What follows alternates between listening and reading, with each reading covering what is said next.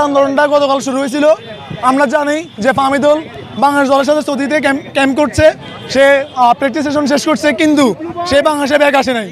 আমরা হামজাকে বরণ করার পরে আমরা অধীর আগ্রহে অপেক্ষা করছিলাম যে আমরা ফাহমিদুলকে বরণ করব, কিন্তু ফাহমিদুলকে আর আনা হয়নি। কিন্তু কোচ আমাদেরকে এর আগে সুনিশ্চিতভাবে কিছু বলে নাই। তিনি বাংলাদেশে আসার পর বললেন ফাহমিদুল ব্যাক আসেনি। আর আমরা যা জানতে পারলাম ফাহমিদুলের কাজিন তার ভাই থেকে ফাহমিদুলকে কিছু না বলে তাকে টিকিট ধরিয়ে দেওয়া হয়েছে ইটালির। আমার কথা হচ্ছে বাংলাদেশের ফুটবলের যে এখন যে আনন্দ উচ্ছ্বাস কাজ হচ্ছে সবার মুখে, সবার মনে ফুটবল নিয়ে একটা উচ্ছ্বাস জেগেছে নতুন করে, সেটা তারা ধূলিসাৎ করার পায়তারা করতেছে। আমরা চাই না কোনো অটো চেয়েছে কোনো অন্য কোনো প্লেয়ার খেলুক, আমরা চাই যোগ্য প্লেয়ারদেরকে যোগ্য সম্মান দেওয়া হোক। আমাদের ঘরোয়া লিগেরা অনেক ভালো ভালো প্লেয়ার আছে, কিন্তু তাদেরকে তাদের প্রাপ্য সম্মানটা দেওয়া হয় না।